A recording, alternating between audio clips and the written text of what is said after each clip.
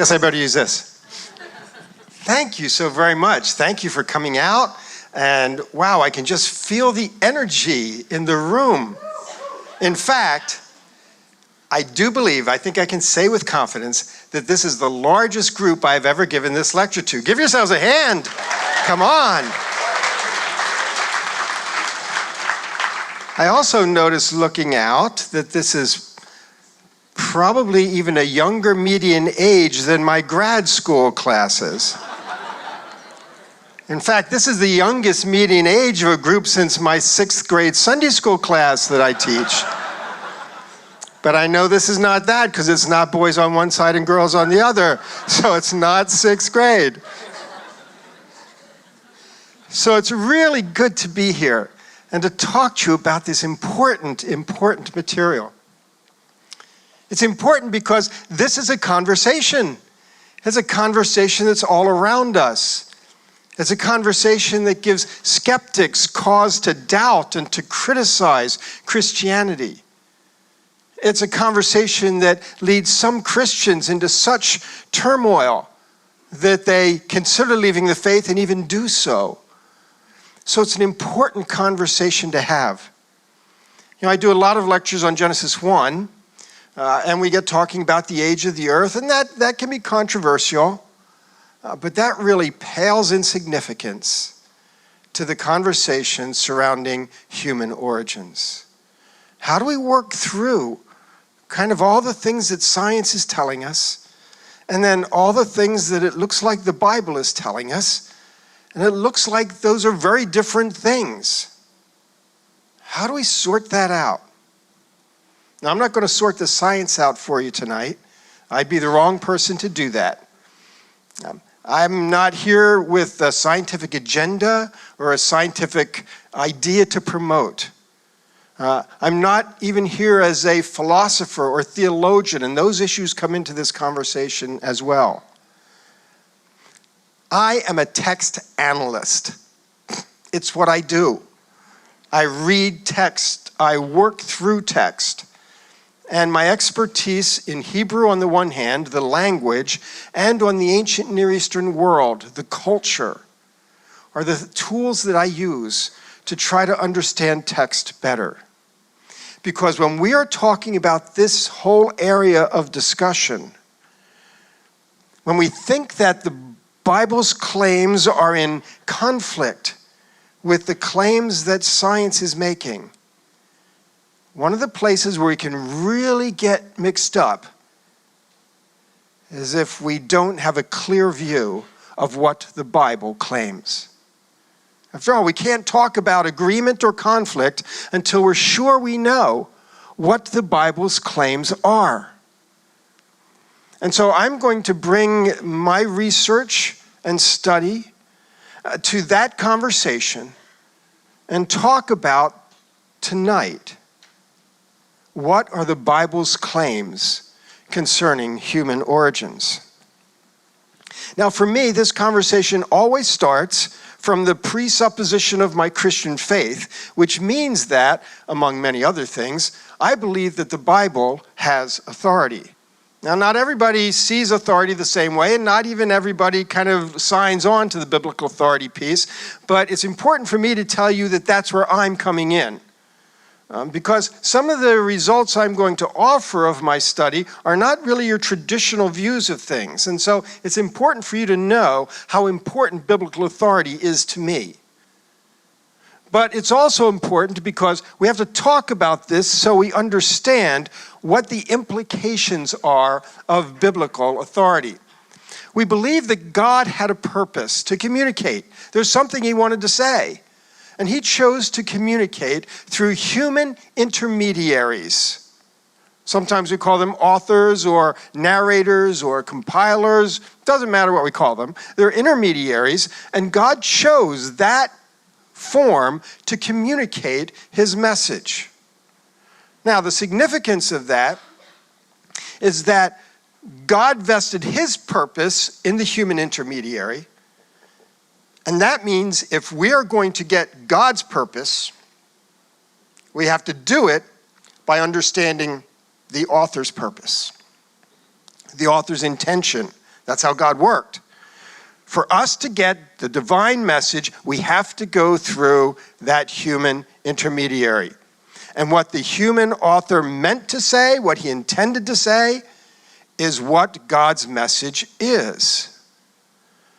So in that way, authority is vested in the author. It's God's authority, but it's vested in the author, and we have to go to the author to get it. Now, here's where we encounter a very awkward and difficult issue. That is, we learn then, since the human author is the important intermediary, we learn then that the Bible is written for us, but it's not written to us. It's written for us. It's written for everybody.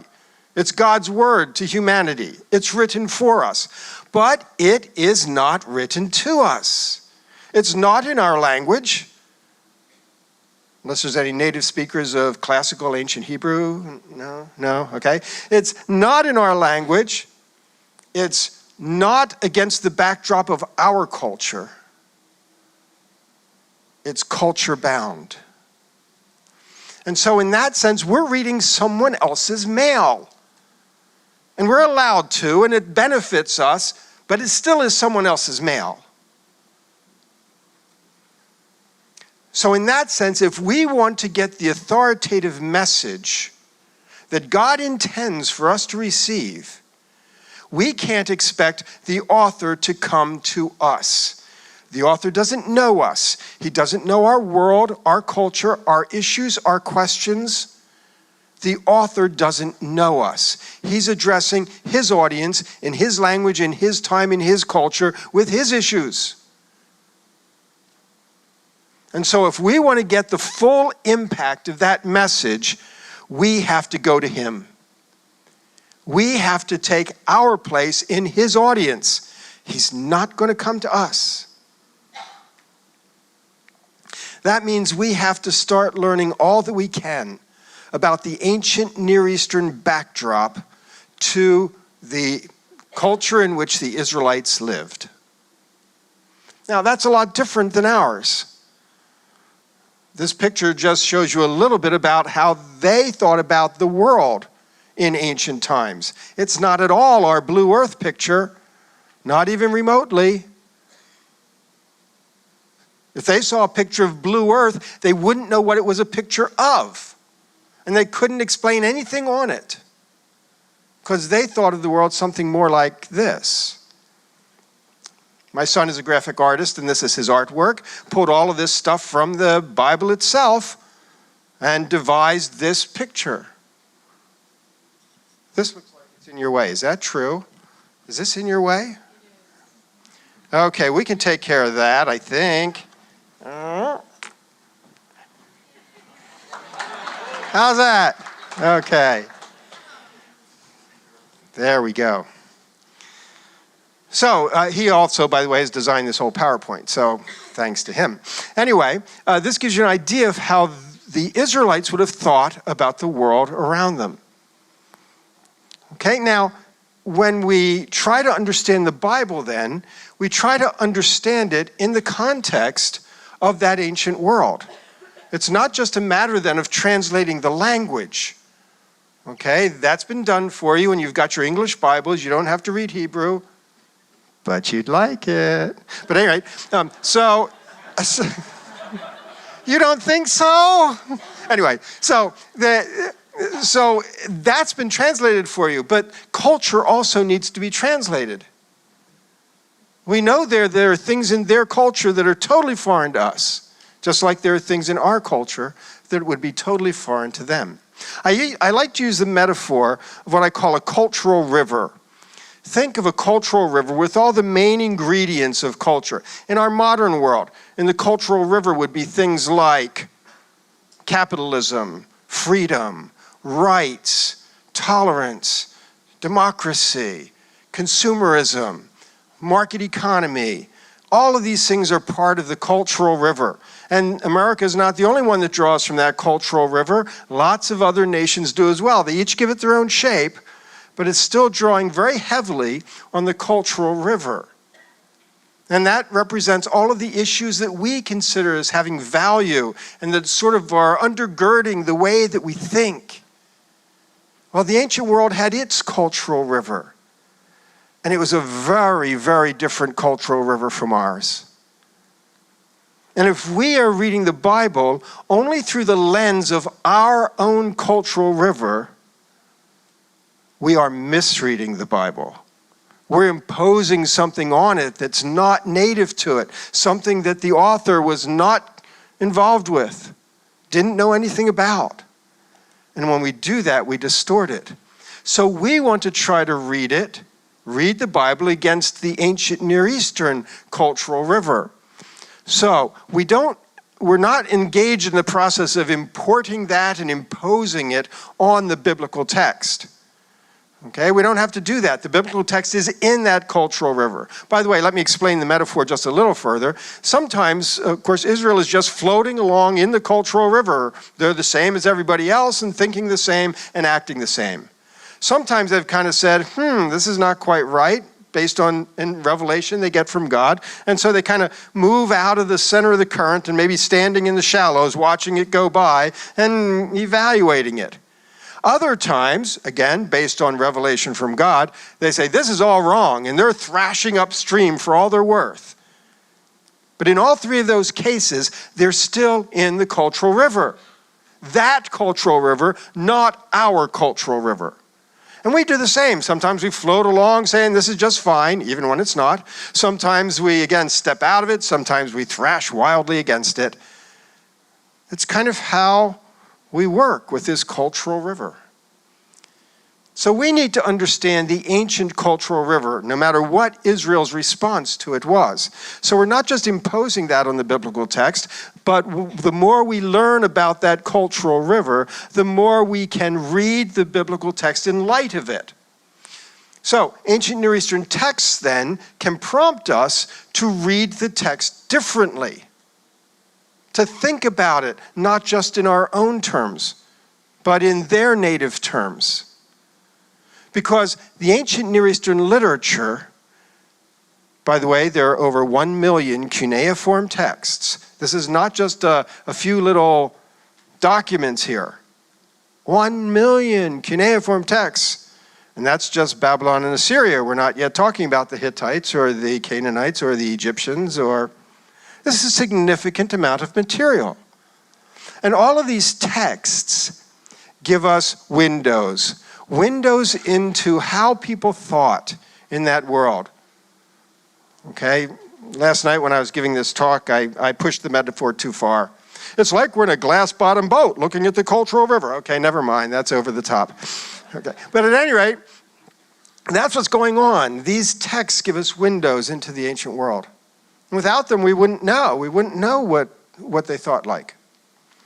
Okay, so that's the Bible in the context of its world. Let's also talk about the Bible in the context of our world. So there's science in the Bible. Now again, I'm not giving you principles of science here, but I'm giving you principles of how we read the Bible in connection to science, and these relate to this cultural river idea. For example, one of the big differences in the cultural river of the ancient world and our cultural river today, we can recognize when we think about the concepts of natural and supernatural. For us, that's kind of a staple. This is how we think. We divide reality into those sorts of things. And we have the natural laws and natural cause and effect, natural sciences. Sometimes we even talk about natural revelation. We've got these things as sort of, they kind of happen on their own. And then we've got those things that we call supernatural, and we define that as those things that natural laws can't explain. These are things that God is doing. And so we call them supernatural. And we shouldn't expect to give them some kind of definition or explanation based on scientific principles and ideas. Okay, so we have this divide. The divide entails even our language. We talk about whether God intervenes. Intervention is dependent on these two categories. Right? I mean, intervention suggests that God is not involved in all of the run-of-the-mill stuff, And then he steps in and gets involved in something more supernatural that he did. Even the use of the term miracles. Miracles really only operates as a term in the context of this natural-supernatural divide. Because of the miracle, we're usually making the case that, well, this cannot be defined or described by natural laws, and therefore it's a miracle. It's supernatural. That's how our world works. That's our cultural river. And, we've become more and more convinced of that as time's gone on, especially since the Enlightenment. The point I'd like to make is that is not the ancient cultural river at all. They don't have those categories. They don't think in terms of natural or supernatural. In fact, they wouldn't know what in the world we meant by natural laws or natural cause and effect, because to them, God was doing everything. God was no less involved in the run-of-the-mill daily routine of how the world works. God was no less involved in that than the most spectacular miracle you would want to suggest. God was involved in all of it. There is no natural in their cultural river. So when we go through the Bible sorting things out and saying whether they're natural or supernatural, we've left the cultural river of the ancient world. We're trying to pull off tributaries to our cultural river. That's pushing it too far. But at any rate, we're trying to kind of read it in light of our own way of thinking. And when we do that, we distort the biblical text. We're forcing something on it that it doesn't have. It's not too uncommon that somebody will say to me, "You're making it all so complicated. Why can't we just simply read the Bible for what it is? It's right there on the surface. Just read it and let it wash over us. Read it for what it is. Don't get so complicated." Here's the problem. This so-called reading it for what it is, really what you're doing is reading it through your own lenses, through your own culture, through your own issues and your own ideas. We cannot read the text without some sort of template that we're putting on it. And if you're not thinking about template, it's yours. And if it's yours, it's not theirs. And if it's not theirs, it doesn't have authority. And that's not what we want. So that's just an example. Now, that's going to affect some of the ways that we read what the text is saying. It's going to affect some of the ways we understand what the text is claiming. So, for instance, we find in the Bible that observation of natural cause and effect does not remove God from the picture. See, that's just a corollary of what I just said. Because in the Bible, it doesn't matter. There's no separate categories. God's in every picture. God's doing everything. So just because you could have natural cause and effect doesn't mean God didn't do it. God is doing that just as much. So that verse I've got there, Psalm 139:13, "You knit me together in my mother's womb." Okay? A process that we can trace all the natural cause and effects and the natural laws and all of these things, describe it scientifically, but it's very clear that from a biblical standpoint, God is doing it. Just because you can explain it with scientific principles in mind doesn't mean that God is less involved or not involved. In that sense, when we describe things around us, it's not a decision about whether God was involved or not. He was. Now we can go further. Sometimes we read something in the Bible and we'll say, well, the Bible here is giving us an understanding from an ancient worldview, but of the way things that unfolded in the natural world. Okay, but again, we have to be careful of our categories. For example, there is no new scientific revelation in the Bible. Of course, well, what do I mean by scientific? Well, when the sciences do their work, they're working in the realm of the natural laws. That's where science works. That's where it does its work. It presumes those things. In fact, that's why scientists, from what I'm told, say that we really can't explore things before the Big Bang because natural laws came into existence at the Big Bang, and you can't really do science without natural laws. So science is exploring natural laws, things in the context of natural laws. Okay, now if the Bible is not even operating with the category of natural laws in place, then God is not upgrading their understanding of the world around them that we would call science and how the world works routinely, day by day. God does not upgrade their science. They don't even know the category in which our science works. God is not trying to give them, version 2.1, upgraded now with an understanding. In fact, everything that you can read in the Bible that has to do with the regular operations of the world around us, the Israelites are thinking exactly like the people of the ancient world and not like us. And God doesn't revise it. I've got heart there in parentheses, and that's because that's a good example. In the ancient world, they had no idea of the physiology of the brain. Nobody did. They knew there was stuff up there inside the skull, but they had no idea what it did. So the physiology of the brain was totally beyond them. All the things that we associate with the physiology of the brain, they associated with other parts.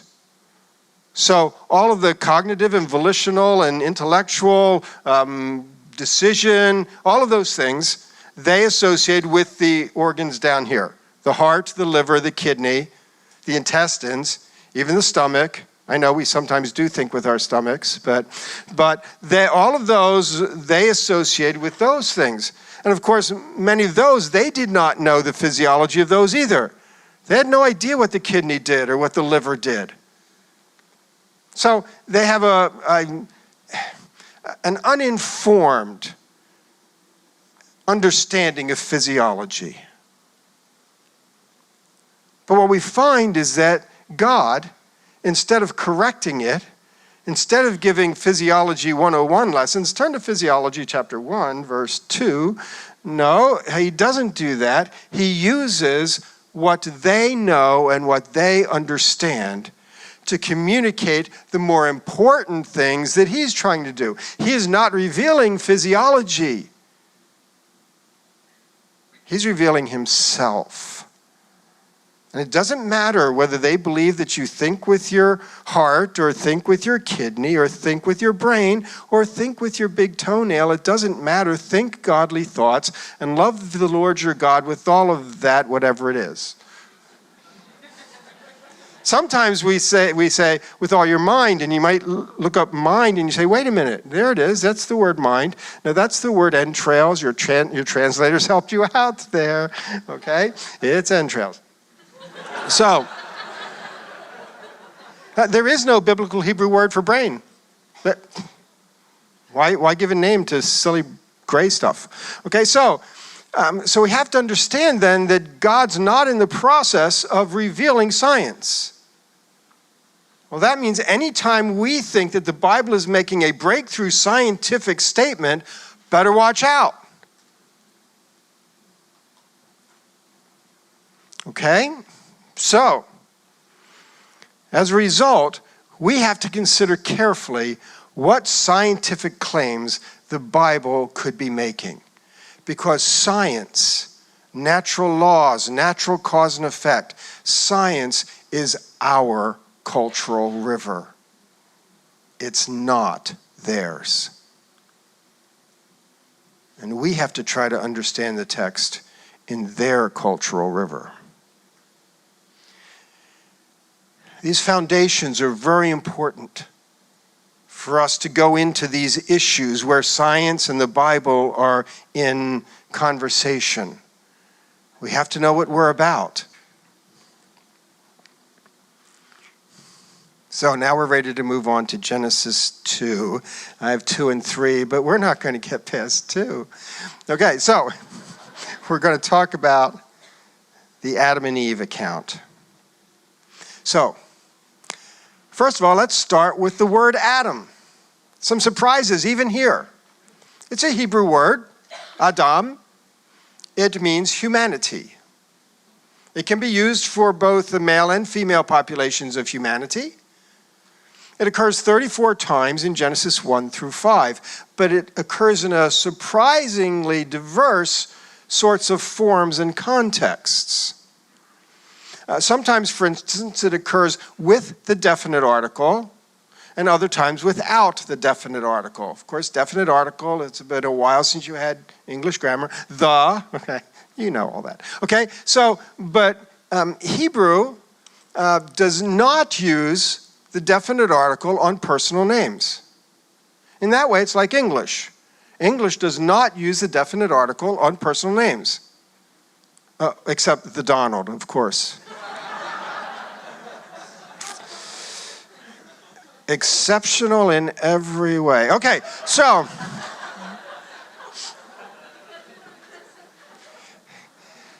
we have 34 occurrences just in these five chapters, and without the definite article, we find it sometimes being used as a personal name, and I've got the references up there. But be careful. Even when it's being used as a personal name, Adam, okay, there's a thing that you need to know, and that is not his real name. It can't be his real name. I believe he's a real person. We can talk about that later if we'd like, but that's not his real name. Eve did not call him Adam, and he did not call her Eve. I'm going to opt for honey and sweetie, but I don't know. But I know that they didn't call each other that because those are Hebrew words. And Hebrew did not come into existence as a language until about the time of Moses at the earliest. So they would not have called one another those names. Those are not their historical names. Those are given names by a later audience with a newer language. As given names, they are apparently, I might even say obviously, given with an important meaning in mind. So the Israelites gave this character the name human. Let's call him human. Now, if it were like that in your Bibles, you'd read differently right from the get-go. Okay? His name's human. Her name's life. We'd say something's going on here. So even this issue of the names themselves open up some other possibilities for thinking. I've called them archetypal names, and I'll explain that in a little bit. But it basically says it kind of bridges across the whole category. But let's move on for a moment. 4 times it does refer to humanity generically. Again, humankind is how we would do that one.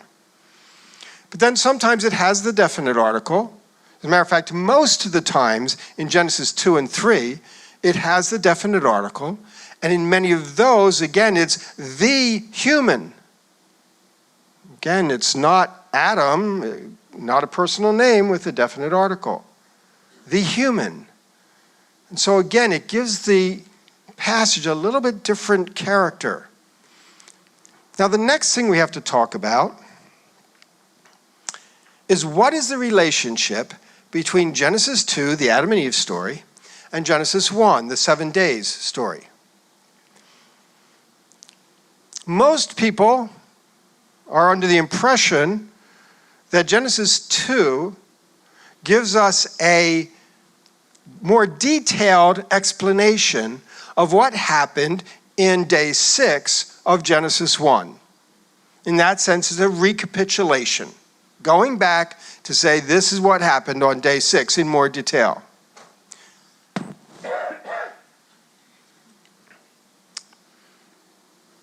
Possible, but necessary? Maybe not. After all, Genesis 1 does not mention Adam and Eve. Genesis 1 does not say that there are only two of them. It says God created humanity, generic, in his image. Male and female, he created them. Those are the categories of humanity.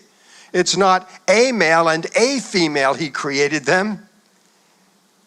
So Genesis 1 really is very non-specific on this point. So what is it that Genesis 2 is doing? If Genesis 2 is not recapitulating Genesis 1, day 6, then what significance are Adam and Eve? And see, suddenly we find that we've got a whole nother list of questions to deal with, which is good. Now, one of the ways we can talk about the relationship between Genesis 1 and Genesis 2 is that we have this great advantage of a literary introduction that divides them. I've got it up there on the screen. This is the account, the Hebrew word there is toledot, of the heavens and the earth. Now, this is very helpful because throughout the book of Genesis, we have 10 more times when this toledot formula is given. And it always provides a transition between sections, just like it does here. Now, our procedure then would be to say, if we want to understand the relationship that's of the two sections, the one before the toledot and the one after the toledot, let's take a look at the pattern. Let's see what the author typically does with that introduction as a transition. So there's the list.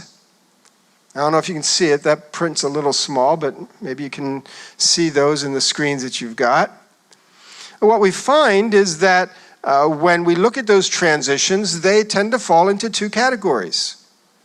Generally, they're either a sequel, that is the one after the toledot, is telling you kind of something that came next, whether it's immediately or some time down the road. So it's a sequel. Star Wars 4. Anyway, the other possibility is that it's recursive. What I mean by that is sometimes, and it's really only when there's brothers involved. So it'll follow Ishmael, one of Abraham's sons, and get to the point it wants to get to. It does that through a genealogy. And then it comes back up and it picks up Isaac, his brother. Now, he's not telling you the Ishmael story all over again. Okay, so it's not recapitulation. But it is recursive because he backs up and then goes through now Isaac's story, which in some measure is contemporary with parts of Ishmael's story.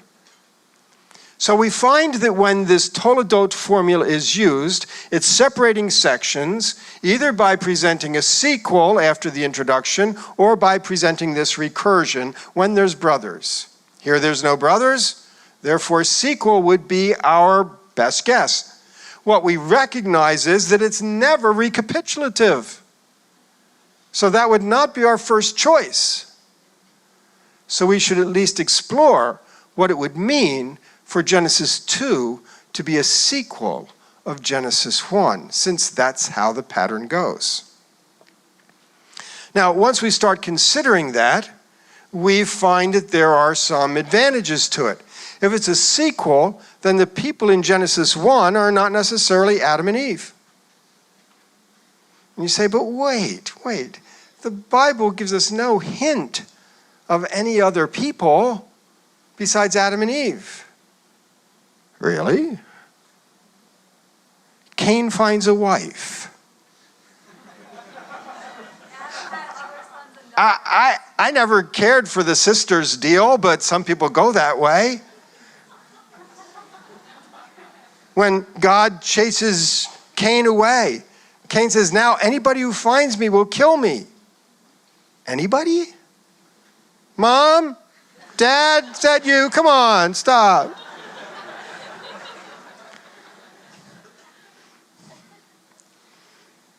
Then Cain builds a city. You can't build a city for yourself. That's called a man cave. I don't know the Hebrew word for that. Now, obviously, traditionally, people have come up with explanations for these. But these also could very easily be indications to us that there are other people around.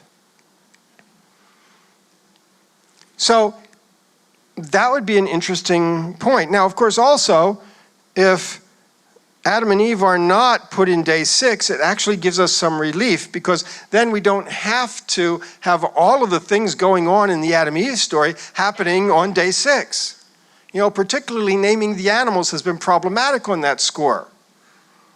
You know, 55,000 species of beetles? Really?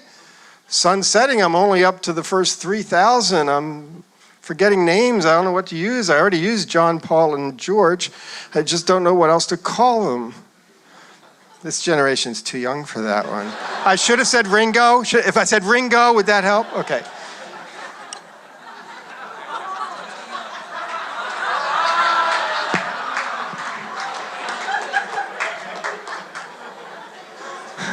Okay, God, finished with the Beatles. Bring in the Rolling Stones. Okay, so I'm here all week, folks. No.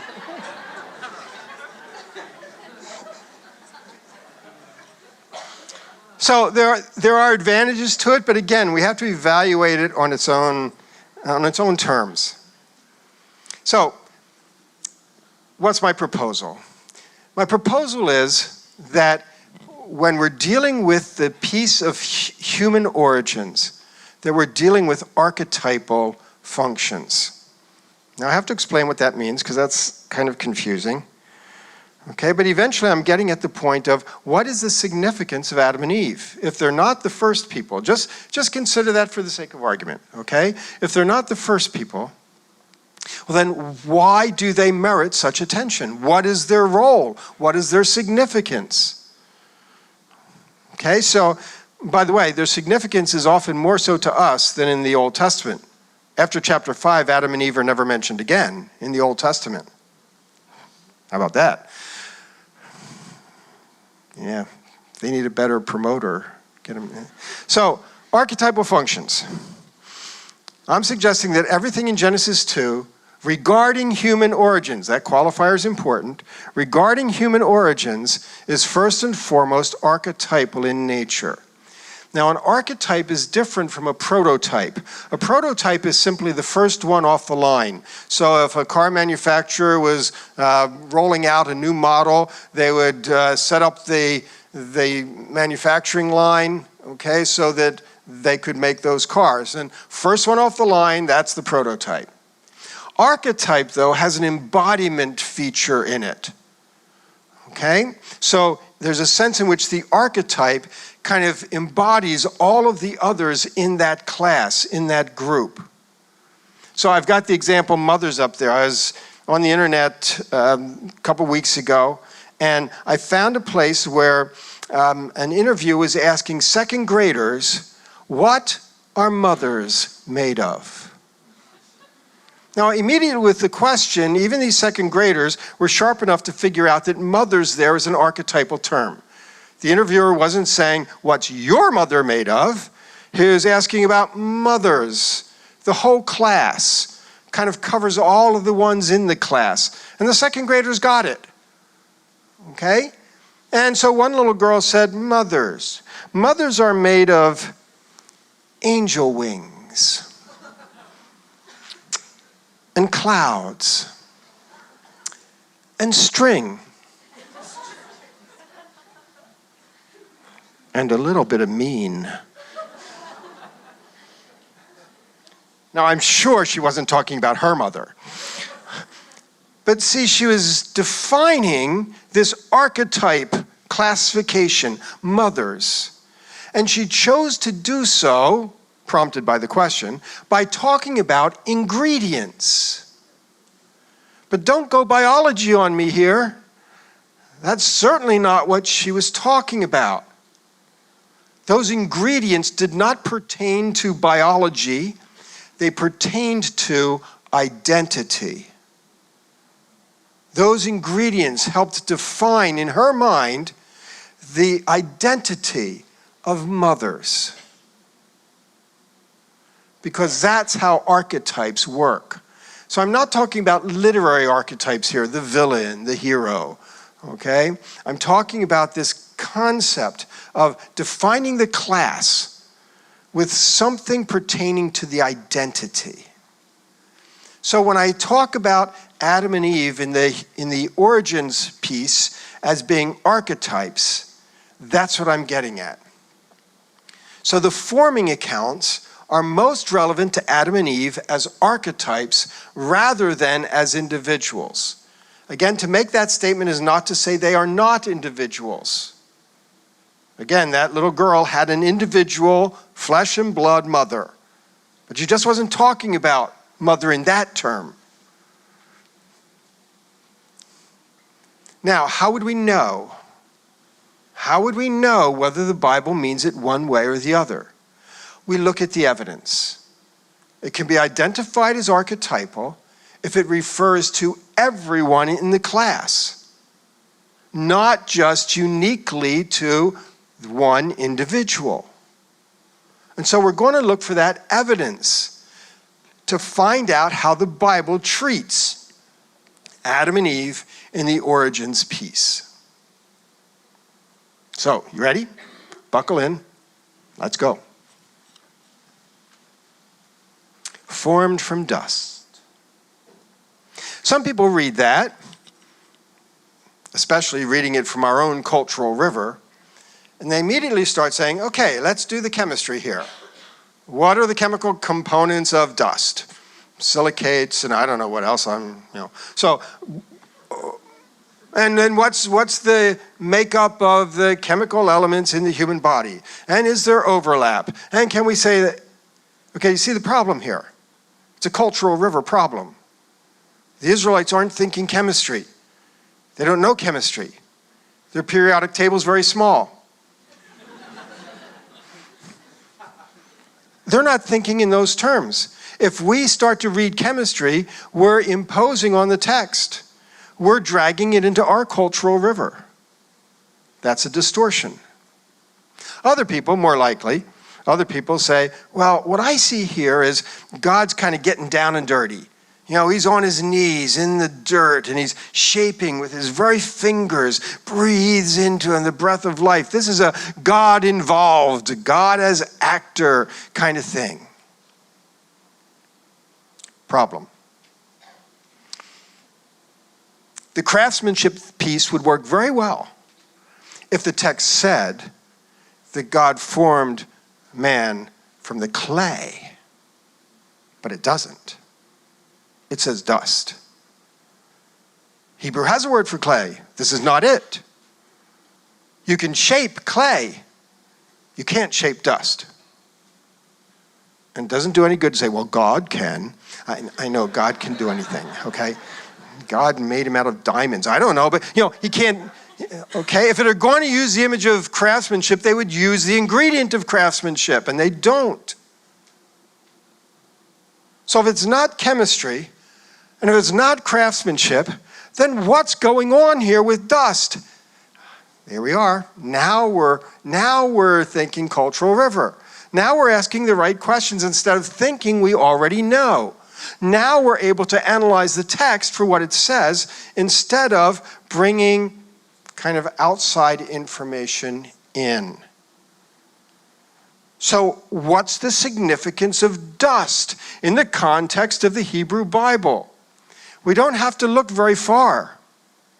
We turn the page and we read, "For dust you are, and to dust you shall return."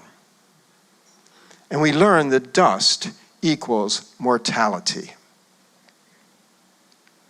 Now, that's an obvious enough connection, but yet frequently people hesitate to make it. They say, no, that can't be it. Well, the Bible says, no, that can't be it. Well, why can't that be it? Because Paul says that humans are subject to death because of sin. That means that humans were created immortal because if they're subject to death because of sin, then before sin there was no death. And humans were created immortal. That can't be what Paul means. Because Paul's read Genesis, I'll guarantee you. In Hebrew. Paul's read Genesis.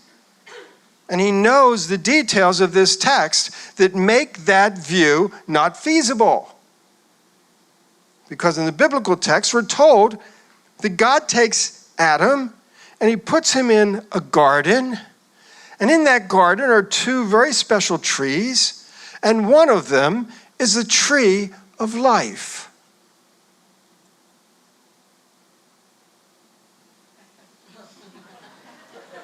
Immortal people don't need a tree of life. A waste of a totally good tree. Paul knows this. So what happened? People were created from dust. Everywhere that suggests mortality. But God didn't leave them in their mortality. He rather provided for them an antidote, a remedy, a tree of life that would be available to them. But unfortunately, they disobeyed command given to them about the other tree, the tree of wisdom, and therefore God had to drive them out of that garden. And when you read at the end of chapter 3, him driving them out of the garden, we find that he posted a cherub. That's not the pudgy little babies on the Valentine cards. You know, the medieval folks really messed us up on that one. Cherubs are fearsome, guardian, hybrid creatures. Scary stuff. And he posts the cherub to block the way to the tree of life. As a result, because of their disobedience, their sin, they lost access to God's provided remedy, the tree of life. And therefore, human beings are subject to death because of sin. Back to Paul. Not because they were created immortal, but because they had a remedy and they forfeited it. And therefore they are subject to death. We live in that subjection to death because sin lost us the antidote. But the tree was more than just an antidote. The tree provided access to life offered by God in relationship with God. And of course, that relationship and the possibility of it were also lost. So Paul's statement in Romans 5 need not be read suggesting that somehow people had been created immortal. They're made of dust. That pertains to mortality. Now, let's move to the next step with that. Look at this verse from Psalm 103:14. For he knows how we're formed. He remembers that we are dust. Now, when you read that, you know that it's dealing with these same issues from Genesis 2:7. Formed, dust, we know it's working from that account. But look at that very, very intriguing little pronoun there. We are formed from dust. Well, that's interesting. Every human being is formed from dust. All of us. The Bible says so. I'm just reading the text. Paul says the same thing. The first man is of dust and all are from dust. It's a legitimate, accurate description of every one of us formed from dust.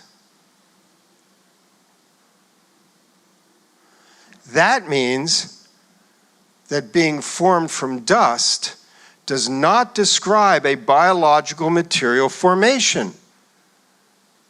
You following it?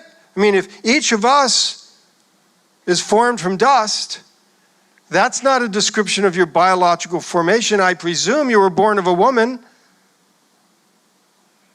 and therefore you can be formed from dust and yet still born of a woman. They are not mutually exclusive. In fact, at this point, they kind of go together. So being formed from dust does not describe material formation for any of us, and therefore not necessarily for Adam either. Being formed from dust would not preclude being born of a woman.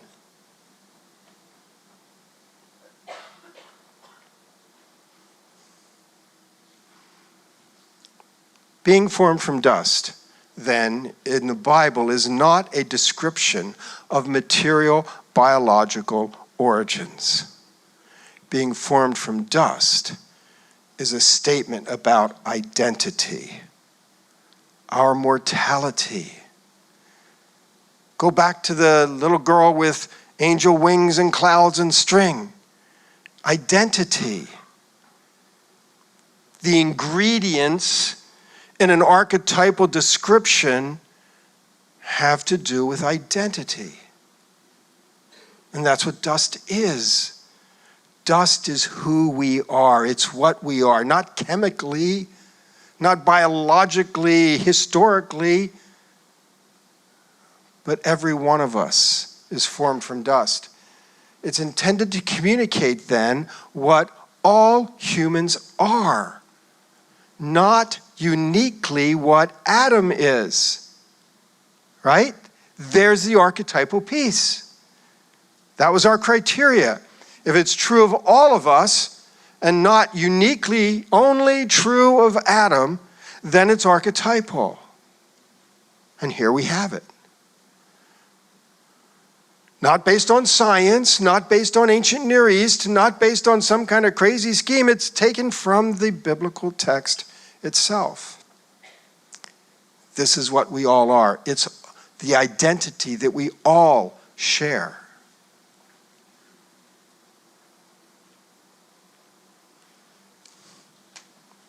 Better turn our attention to woman here. So tell me, did Adam believe that Eve was constructed from his rib? And you're all saying, that sounds like way too easy. And I know it can't be the obvious answer, because otherwise you wouldn't have asked it, because he's playing with our minds here. And well, yeah. No, of course he doesn't believe that. How do I know? Because the Bible tells me so. Back to my 6th grade Sunday school class. That's a class in doctrine, by the way. Okay, so here we are trying to understand what the Bible says. First words out of Adam's mouth, or whatever his name was. First words out of his mouth, what are they? She is bone of my bone and flesh of my flesh. There's a whole lot more than a rib going on here. Okay, we're talking about a side of beef or a rack of ribs or something. I mean, there's something more extensive. It's bone and flesh. So we say, well, I'd like to learn a little more about that Hebrew word. Oh, do you really, please? Yes? Yeah, okay. Sure. We need to find out what this word means. Why was it translated rib? What's going on? So, here's the way we do things like this, okay? For all the books that the Israelites gave us, a dictionary was not one of them. And so as a result, if we want to know what a Hebrew word means, we have to observe usage. We have to look at how it's used and from that infer what it means. Now we do that all the time. You know, you learn new words and you learn it by how they're used in a context. That's been the case all the way since grade school. And sometimes words change meaning. And we kind of learn the new meaning by seeing it being used. Okay? In one sense, that even happens with sort of all the acronyms that are part of the texting language that parents, old people can't understand at all. We can't make that transition. But at any rate, that's how we understand what words mean. So, what we need to do here, let's take a look at all the passages in the Old Testament where this particular Hebrew word is used for something connected to anatomy. And then we can work that out. So let's take a look at all of them. Ready? We're done. This is the only one. Wow, that leaves us kind of in an awkward situation. But you'll be happy to know that at least we can get some help from other kinds of contexts, not anatomical, but other kinds of contexts in which this term is used. It's used typically as an architectural or locational kind of term. So one side of a pair, this side of the ark, that side of the ark, this side of the temple, that side of the temple, one side of a pair. And in fact, if you look in some of your translations, I believe NIV has this, you look down at the bottom of the page and it says, or side. They really should have side in the text and rib, traditionally rib, down at the bottom. That's because this is typically used of one side of something of which there are two sides. So when the text says that God took one of Adam's sides, he only had two to give, okay? And God took one of them, cracked in half.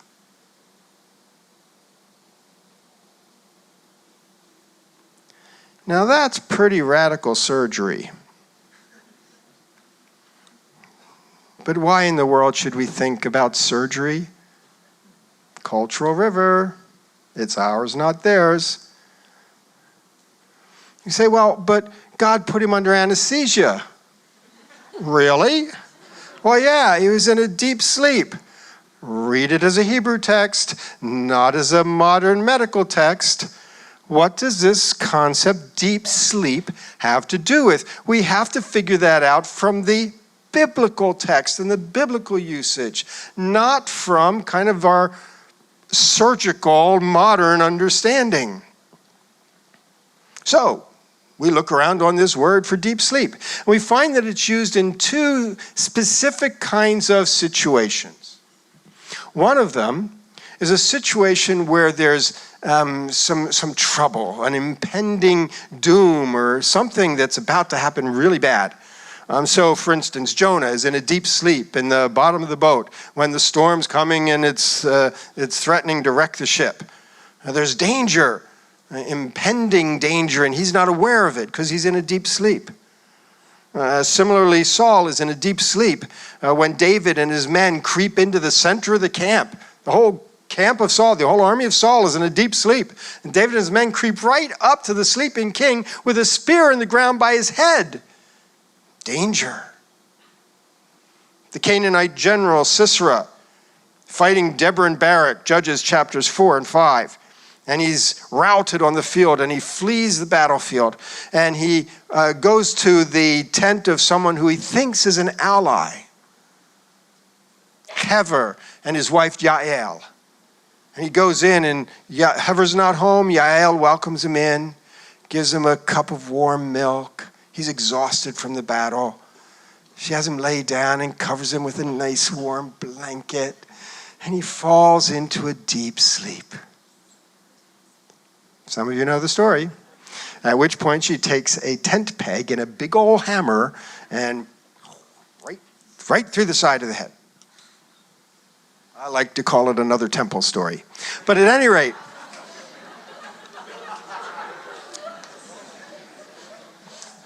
so that's one way that this word is used. Those of you who have read my Genesis 1 stuff will get that more. But at any rate, that's one way. But there's another way. See, that way doesn't work too well for the context of Genesis. You know, this is not a woman on the floor kind of moment in Genesis where there's danger because now there's genders. What are we going to do with that? Okay? But there's another way that it's used. And that is, it's used when it refers to a visionary state.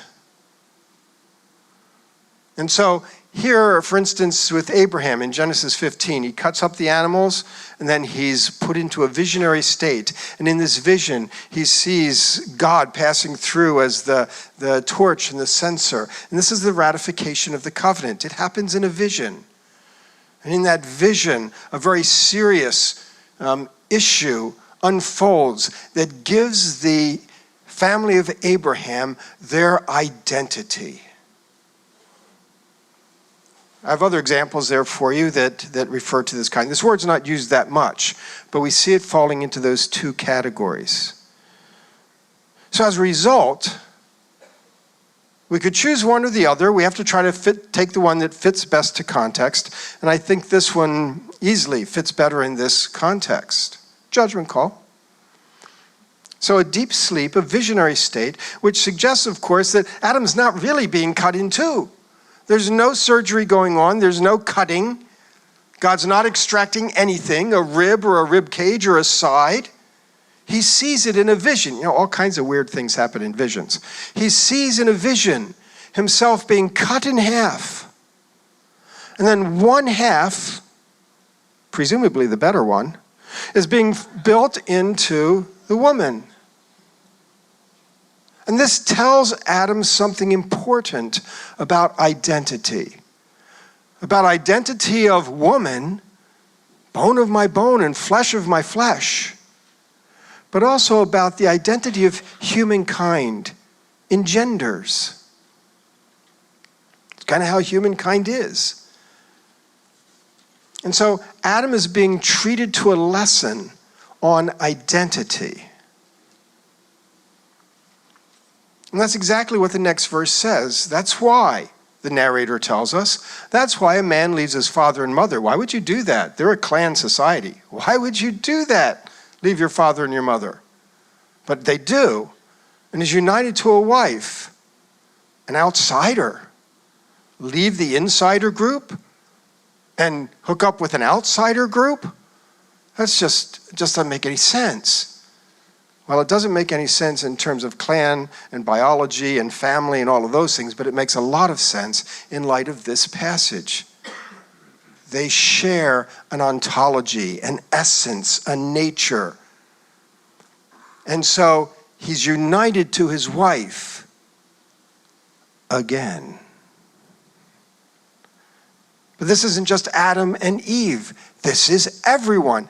This verse tells you it's everyone. It expands the point to everyone.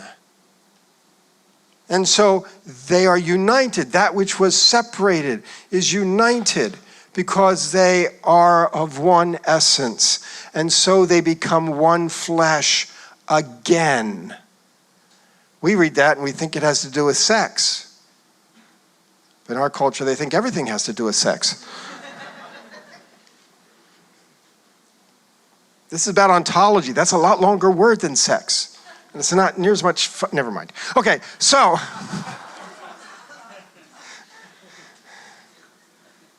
Now, what then is the distinction of Adam and Eve? Why, if they're not the first ones, and we've just raised that as a possibility, but for argument's sake, if they're not the first ones, then why are they of any significance? And the text tells us.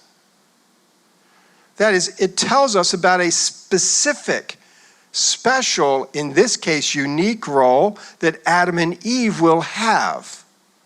Because God forms Adam from the dust, that is, as a mortal being, but then he puts him in the garden, in sacred space. That's where God's presence is. Garden is not just pretty green space. Garden is sacred space. God's presence is there. And he puts Adam in the garden to serve and keep. We often read Genesis 2:15 and we talk as if those are landscaping jobs. Topiary, or, somehow, it's working the ground and all of that.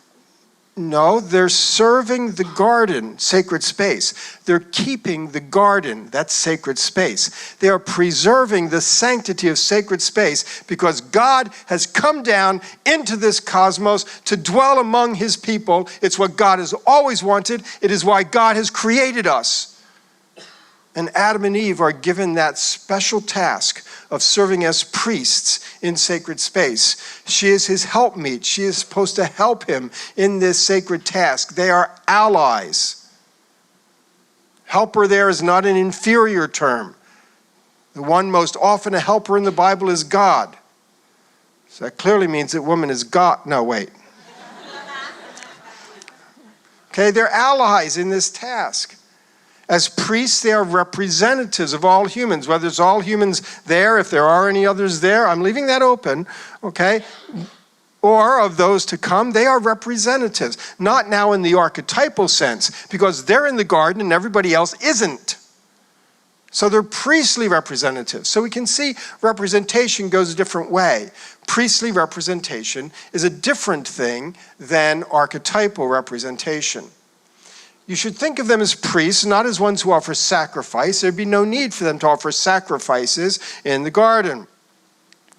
But remember, all of Israel is identified as a kingdom of priests.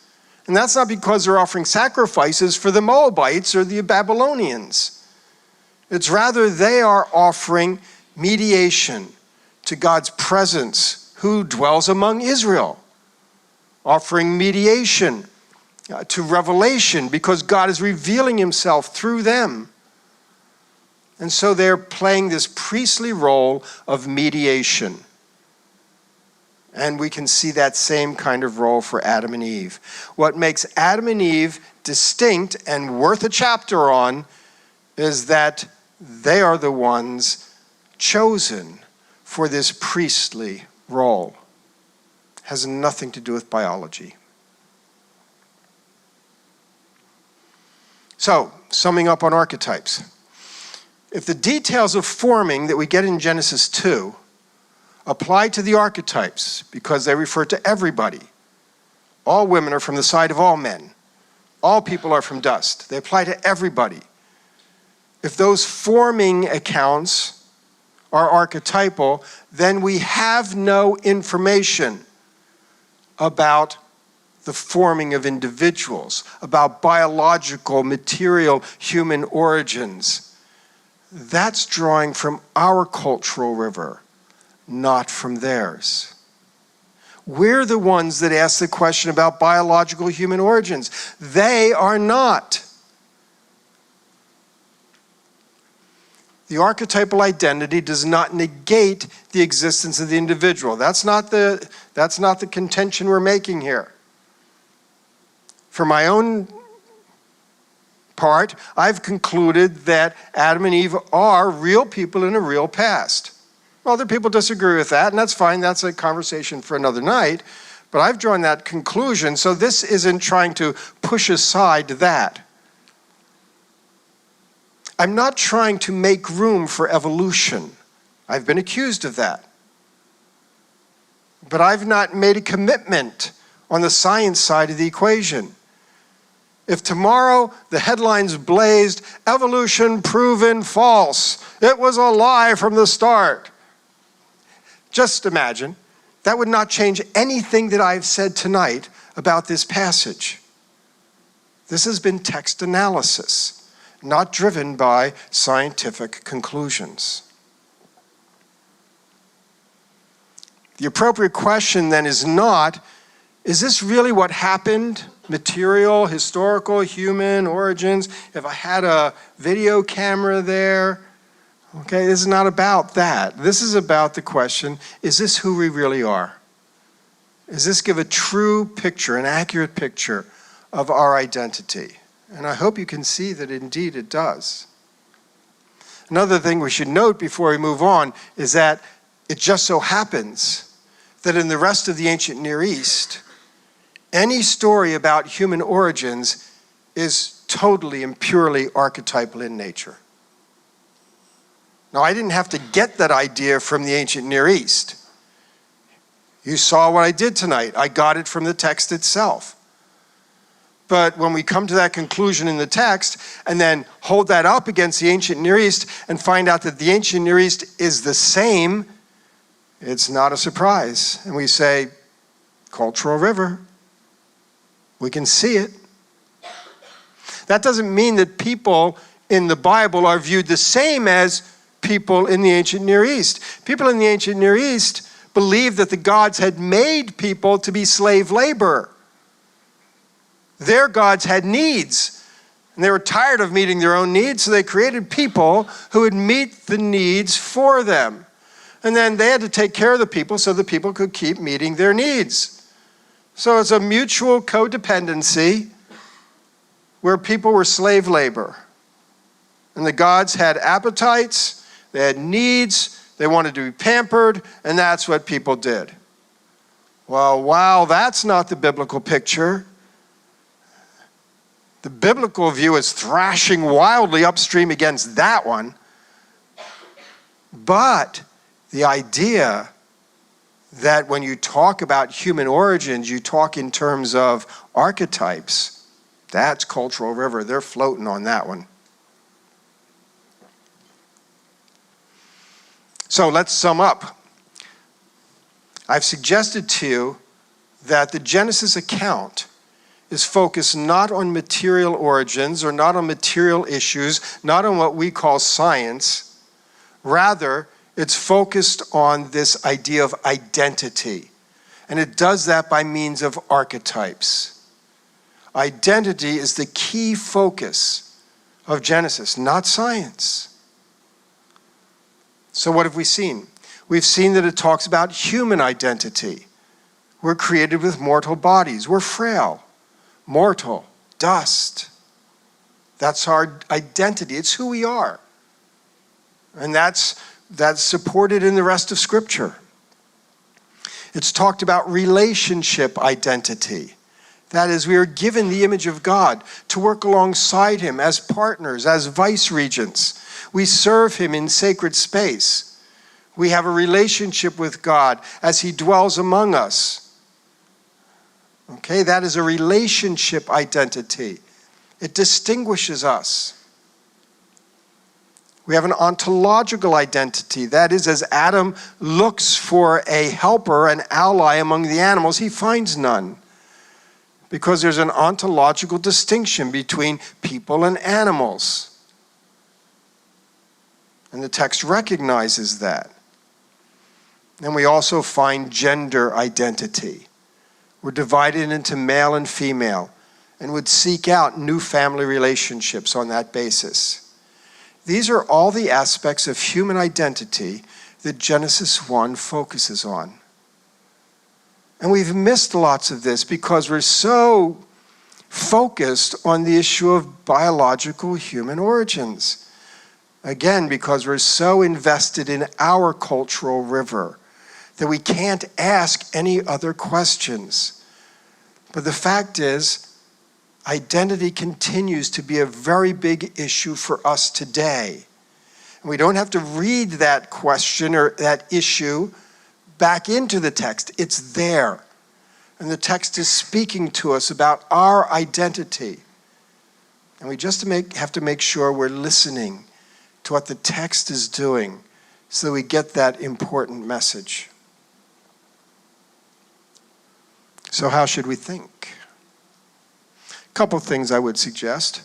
First of all, it's important to recognize what the biblical claims are. We can't afford to go into these conversations and not really have a very clear idea of what the biblical claims are. Otherwise, sometimes we end up seeing conflict between the Bible and science. Now, that doesn't mean there couldn't ever be conflict. Certainly, there are some scientists who believe that all there is science, all there is the material, and therefore there is no God. That's not science, that's their opinion. That's their metaphysics. Okay, and certainly we would disagree with that. Okay, but when it comes to the issue of human origins, the Bible doesn't have any claims to make except that God is involved in it. It doesn't say how or when, by what processes. It doesn't have those claims to make.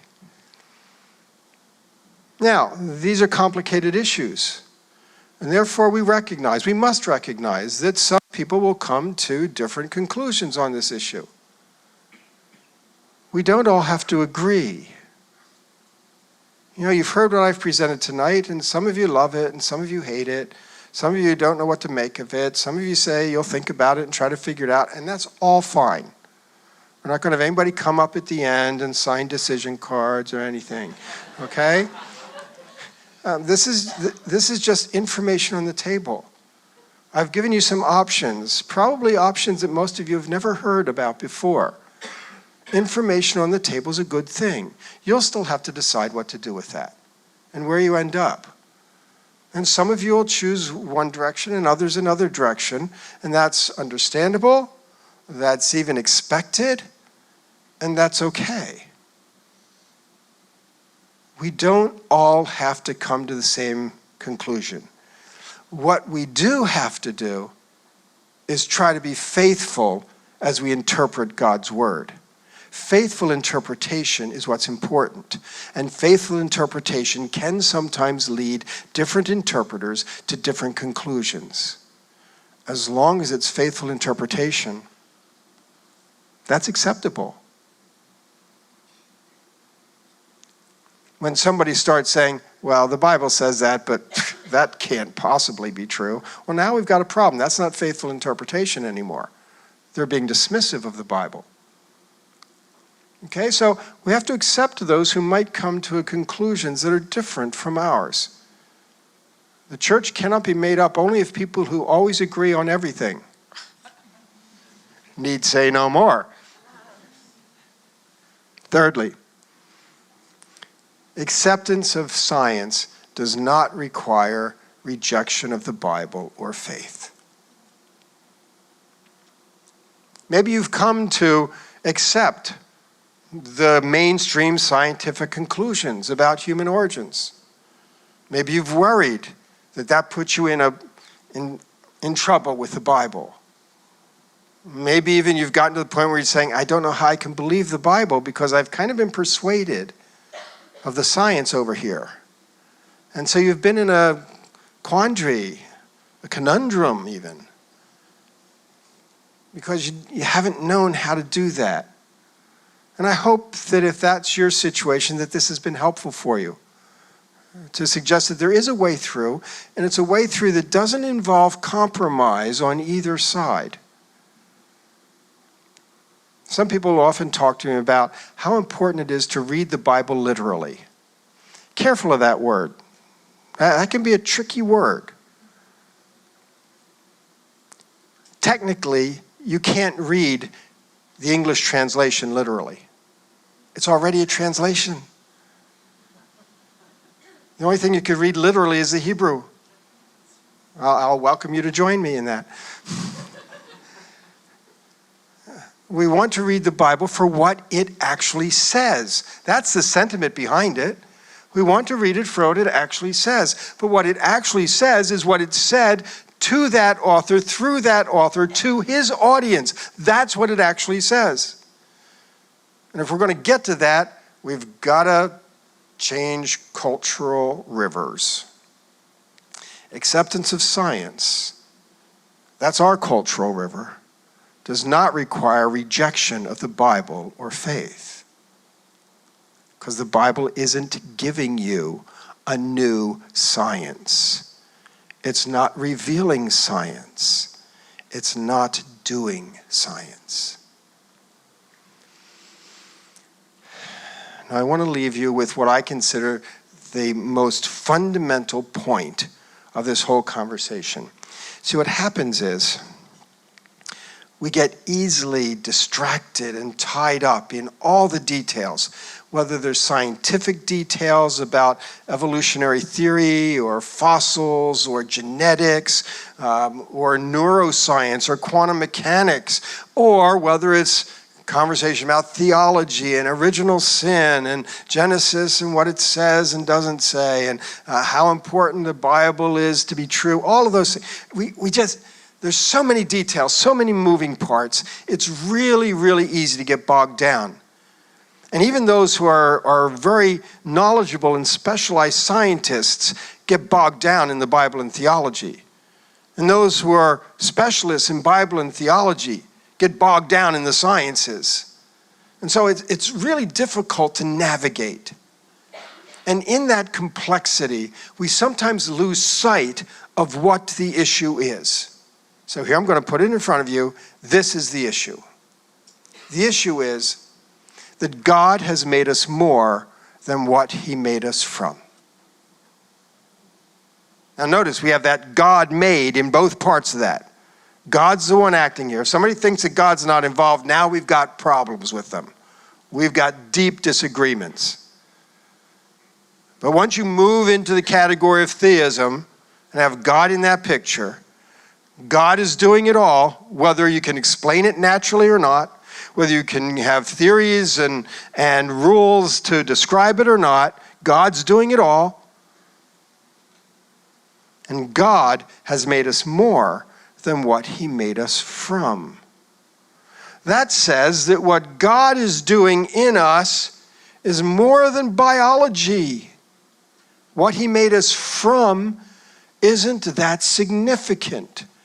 Whether you think he made us directly from dust, or whether you think he made us through a line of primates, or whether you think he made us from the amino acids in a primordial soup, doesn't matter. What matters is what he has made us. He has made us more. After all, I've heard some people say, well, I'm not from any line of primates. I believe the Bible. I say, okay, then it's worse. You're from dirt.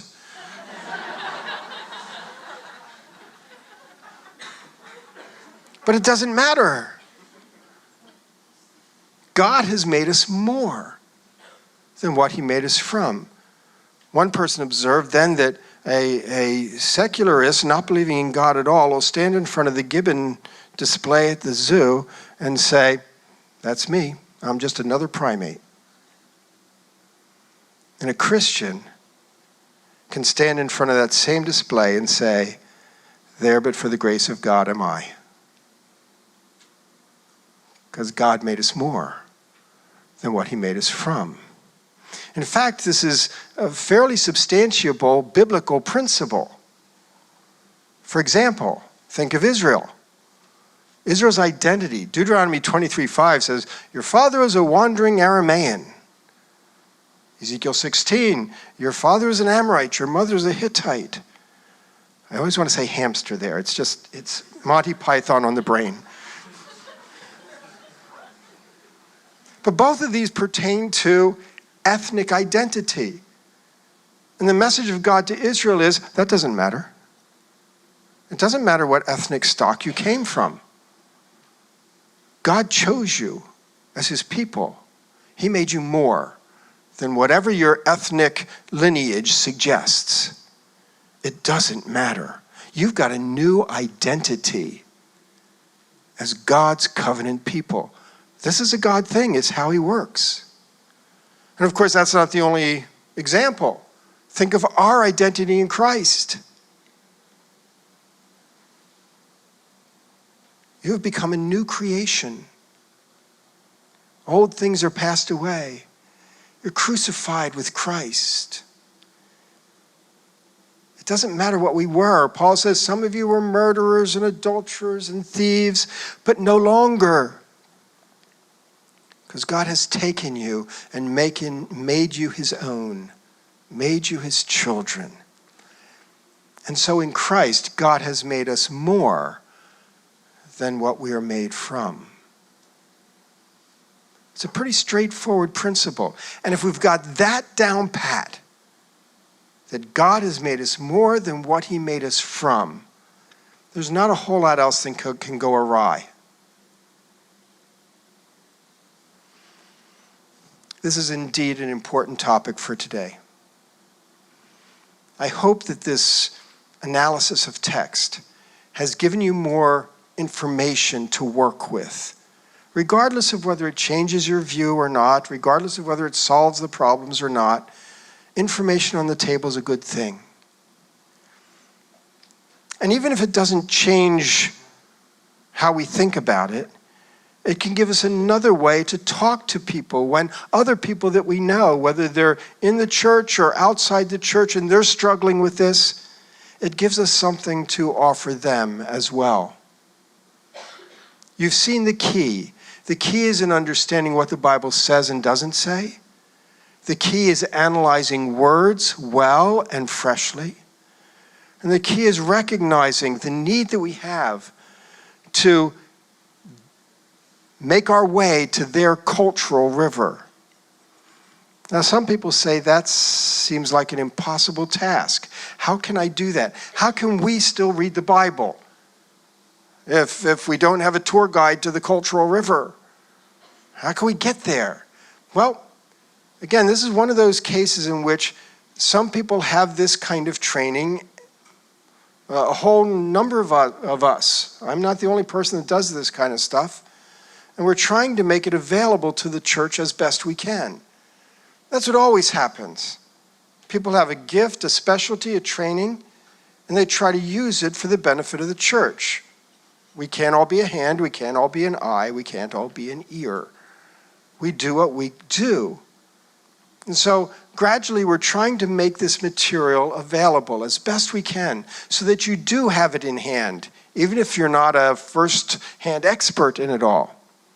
One of the ways that we're doing that is that I've been involved in the development of this Cultural Background Study Bible. It's due out in August. It won't be near this skinny. It's got to be 1,500 pages or something. But the notes of this study Bible will give you cultural river stuff. Just all the way through the Bible, every page, every passage, it will give you cultural river stuff. And so that's one way. There are other things that aren't in a Bible. This is actually a study Bible. There are others that are just independent pieces that can give you this kind of information. There are just a few of these in the back, if there's still any left. But you can go online, what's it called? contextchangeseverything.com. Anyway. So tools are becoming available so that you can do this. These things can help us read the Bible better. They can help us read the Bible better because they help us get into that audience, in that cultural river, to bridge the gap. My prayer is that through all of this, we can be better Bible readers. Not just that, that's an important goal in itself. But remember, the reason we want to read the Bible better is because that is the way that we come to know God. God has made himself known to us, and we want to avail ourselves of it in every way. Thank you very much.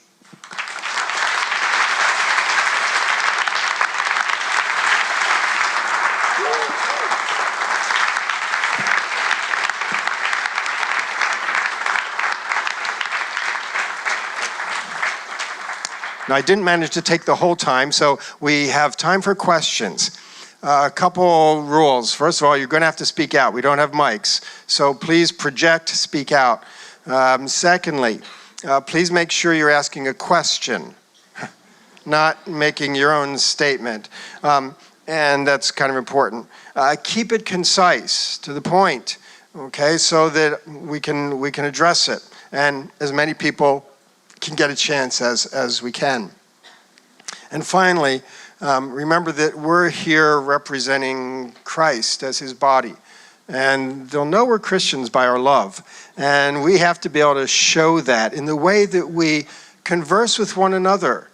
The BioLogos stuff on the back table, that organization is dedicated to gracious conversation on these very difficult issues. So that's really important with what we do. So let's remember that in our tone and as we interact together. So, who will be first? Go ahead, and then you'll be second. Go ahead. When Adam spoke to Eve, how do you imagine that happening with Hebrew not having come around until the time of Moses? So when Adam spoke to Eve, how do I imagine that happening without Hebrew existing? They were speaking some language, but we don't know what it is. So we can't tell. We wouldn't know. Yes? At what point do you think the church lost this cultural river? Or went that deviation? Okay. At what point did the church lose this cultural river? It really was happening rapidly and dramatically, even in the Hellenistic period. Alexander the Great and the Greeks just obliterated the ancient Near East. And as a result, that stuff was lost pretty early. Even in the intertestamental period, they are no longer thinking like the ancient world. They are thinking like Greeks. So it started then, but then it was still a very slow process, but it's really the Enlightenment that puts the real hammer on it. But it started early. So really, until archaeologists recovered texts from the ancient Near East, cuneiform texts and the like, we had no access into that. These new texts gave us access so that we could start to understand that world. Okay, yes? Earlier you mentioned that there was a division between natural and supernatural, and I'm wondering how would you merge that with instances where the term miracle appears in the Bible, or signs and wonders? It almost seems like they do have like a category for things where miracles are happening. Okay, thank you. The question was, if miracles represents a viewpoint that's not the ancient world, then what about its use in the Bible? But it's interesting that even as you raised the question, you said miracles, that is signs and wonders. That's different. Old Testament does not use the term miracle. It uses the term signs and wonders. Signs and wonders do not designate something as supernatural and therefore not natural. Signs and wonders designate that this is something that shows us God's power. It demonstrates God's love for his people. Those kinds of things. It is showing what God is like. Of course he's involved in it, but he's involved in everything. So it's not drawing that distinction with the term signs and wonders. Yes? So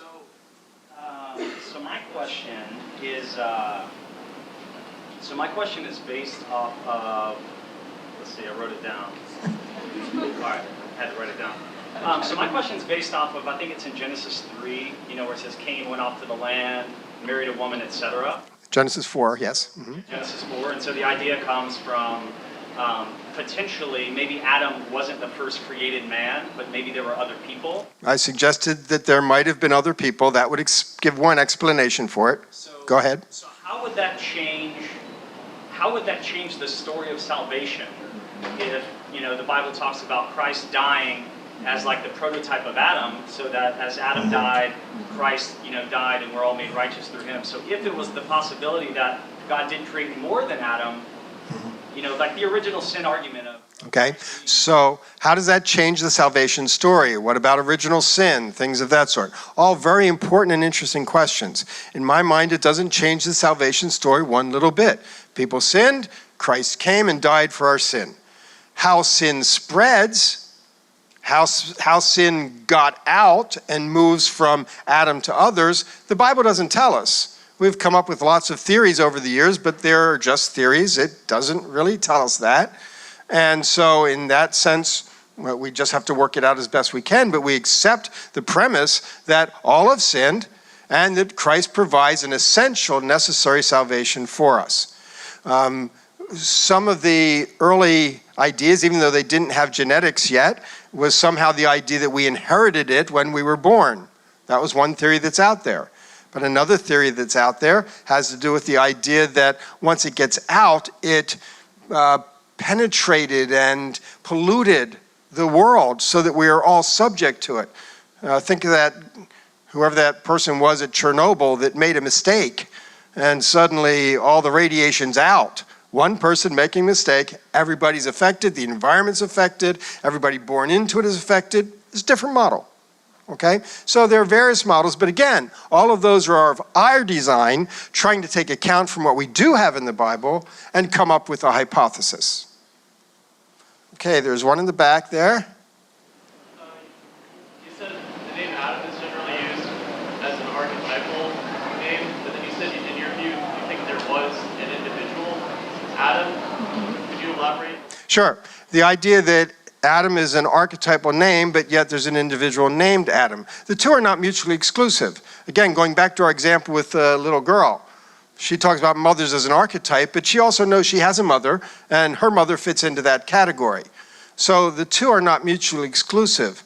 Abram is an archetype of all those in the faith, but he's also a real person. So they're not mutually exclusive categories. Okay. Yes?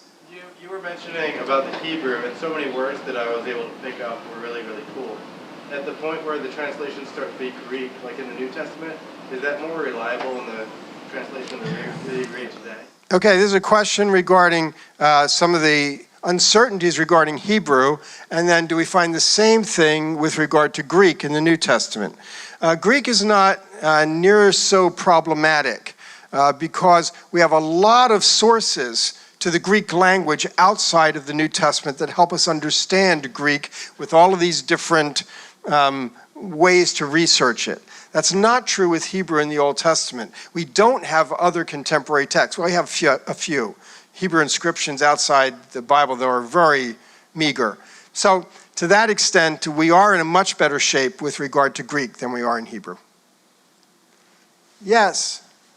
Hi. You mentioned earlier that a lot of the cultural context is lost during the Greek era. So doesn't that change a lot of the kind of people who are operating under when they were coming out with? Okay, you have to speak up just a little bit. We lost a lot of the cultural context, and doesn't that change? Premises that people were operating under when they were drawing theological. Sure. The premises that people were operating under when they were making theological conclusions. Yes, it can make a difference, and we have to be alert to some of that, that sometimes if they were making it on the premise of something that was characteristic of their time and not back in the cultural river, that could make a difference. But I don't find it causing a difficulty overall with foundational theology. I haven't found that to be the case. Okay, yes? I'll get there next It goes back to what Paul says in Romans 5, where it says, "Therefore, just as sin came into the world through one man, and death through sin, and so death spread to all men because all sinned." And then it says, "Therefore, as one trespass led to condemnation for all men, so one act of righteousness leads to the justification and life for all men." So that's Paul talking about Adam's sin and Jesus. So it says, there was, just as sin came to the world and death through sin, do you think that there was death in the world before Adam's sin? Okay, she's reading from Romans 5 and talking about the passage there and how sin came into the world through one man. And the question was, do I think that there was death in the world prior to Adam's sin? Again, if there are other people around, and I've only raised that as a possibility, then there would be death. Again, if people are created mortal, that's the case. There is death before sin. Okay? One man's sin, that's Adam's sin. Again, I believe Adam is a real person in a real past, and that sin was inaugurated at a point in time. What does that mean? If there were other people, what kind of situation were they in? I think that's the kind of question that's being asked here.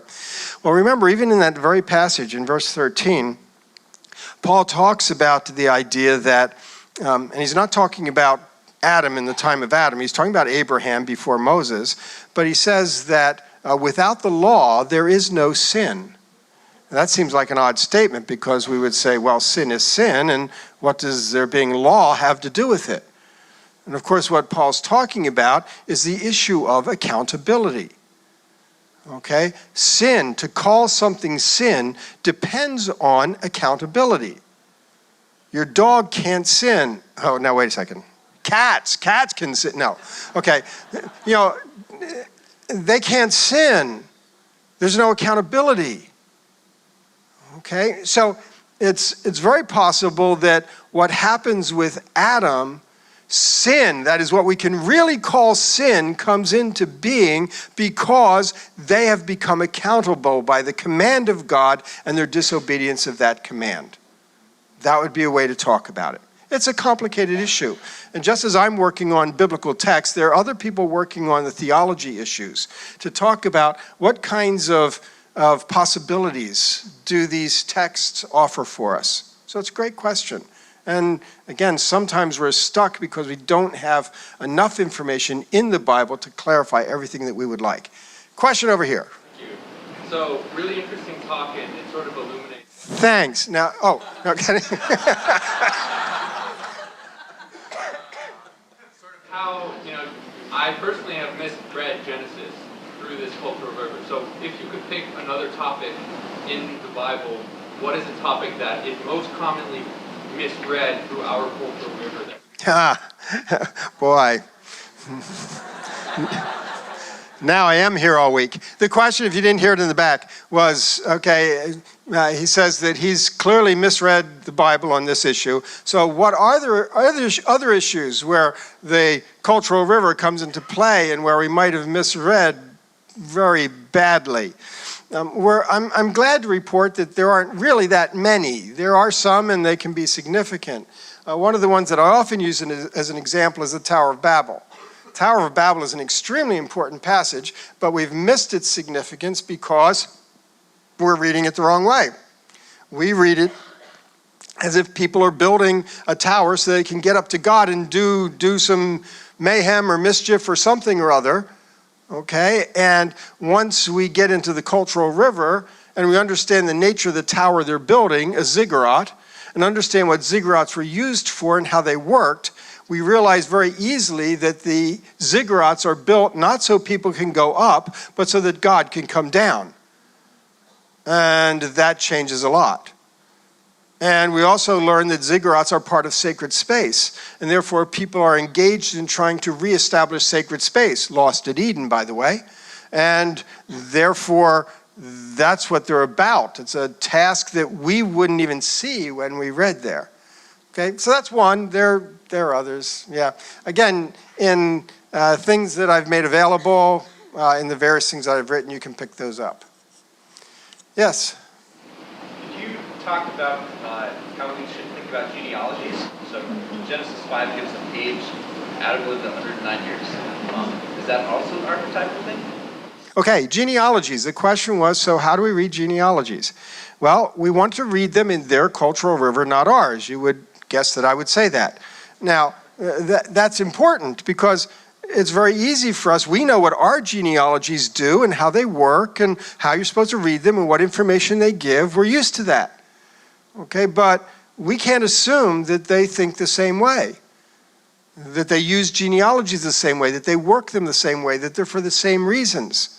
We can't assume that. We have to go back into the cultural river and find out what we can about genealogies in the ancient world and read them in light of that. Now, beyond just genealogies, it's important that we understand how they use numbers. Not all societies and cultures use numbers the same way.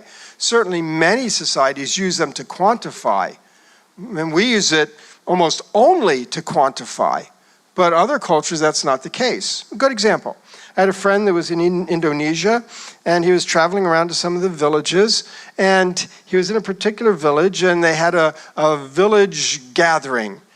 And a woman was introduced to speak, and she was introduced as a 40-year-old woman. Of course, he immediately thought, wow, they wouldn't do that in our cultural river, introduce a woman by her age. But at any rate, there it was. And so he listened. The woman was clearly respected and was considered wise and all of this. And so he just kind of tucked that away. 2 years later, he went back to the same village. And the same woman was introduced in a village gathering. And she was introduced as a 50-year-old woman. He said, wait 1 minute. You know, I can look at my calendar. I was here just 2 years ago, and she was a 40-year-old woman then. She can't be a 50-year-old woman now. Okay, so he had a chance to talk to the woman, and he asked her about it. He says, I don't understand. She said, that's right, you don't. He says, well, how can it be? She said, that 40-year-old woman and 50-year-old woman has nothing to do with my age. Really? She says, yeah, that's how we designate status in the community, and it has nothing to do with how old a person is.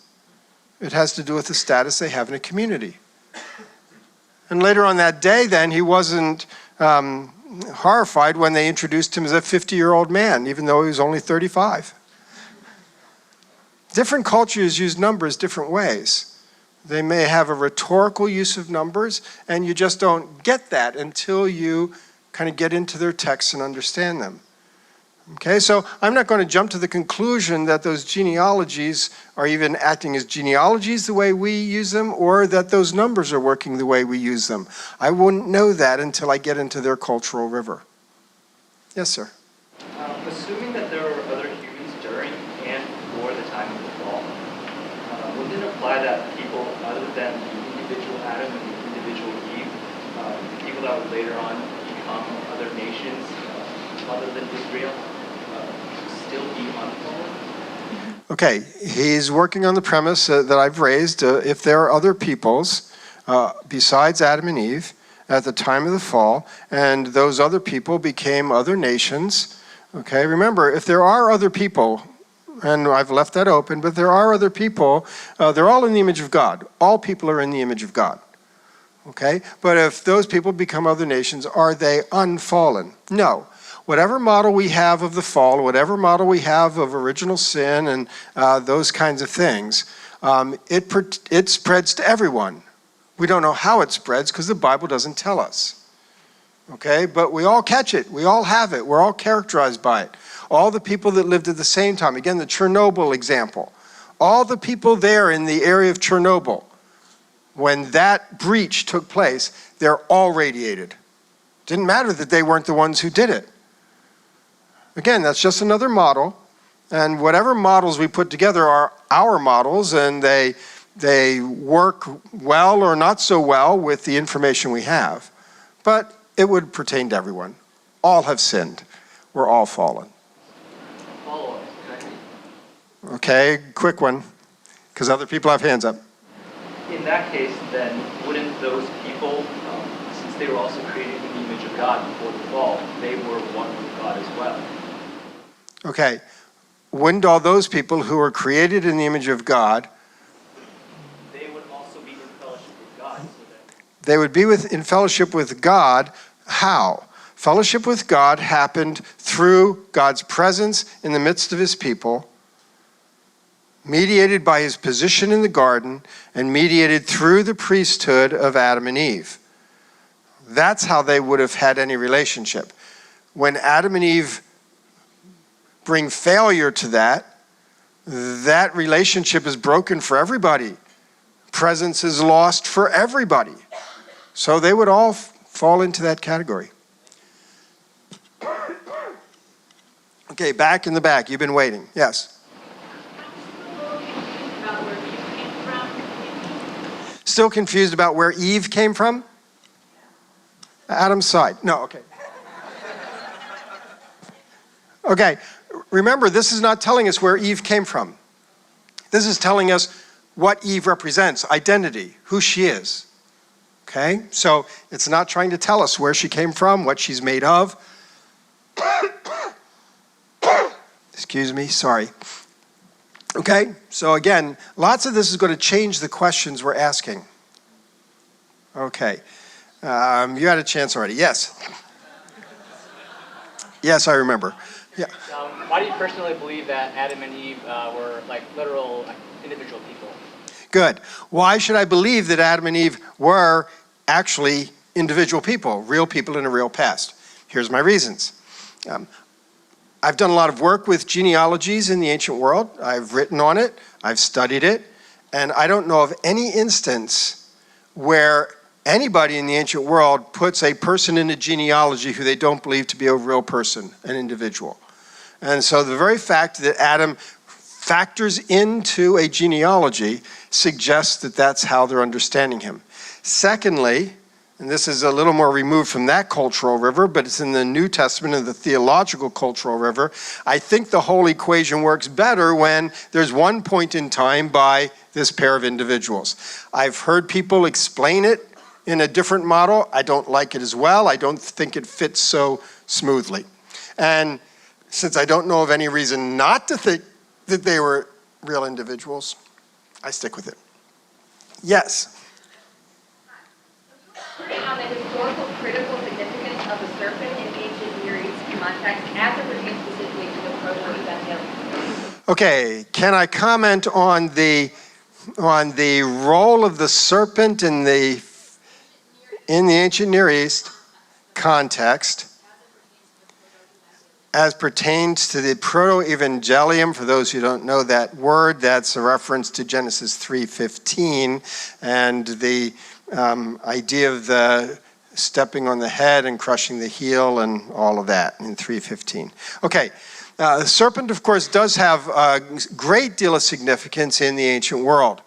And therefore, we can see that this serpent role has meaning to an ancient Near Eastern audience. Wouldn't have had much meaning to Adam and Eve, but it has meaning to that audience. The serpent in the ancient world and in the biblical text would be viewed as what they classify chaos creatures. Chaos creatures are known throughout the ancient world. In the Bible, Leviathan is a chaos creature, Rahav, Behemoth. There are various chaos creatures in the biblical text. Chaos creatures are believed to kind of be from a realm that bridges between a non-ordered environment and an ordered environment. They're on the outskirts, on the fringes, and therefore they tend to bring disruption.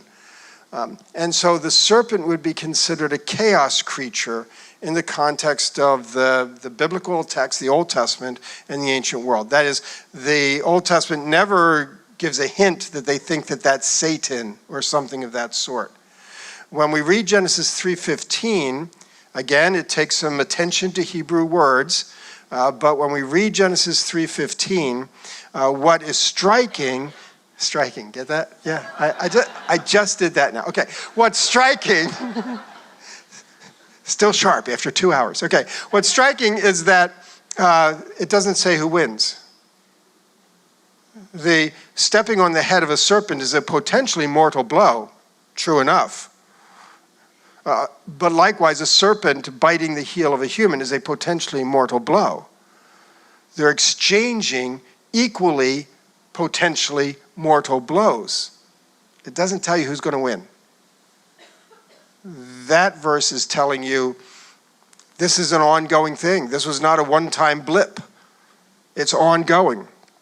All is not lost. The battle's going to continue. But it wasn't just a one-timer. The battle's going to continue. And so this idea of this ongoing battle. I think that's all we have time for. Is that correct, Pastor Dave? Yes. Everyone thanks Dr. Walton.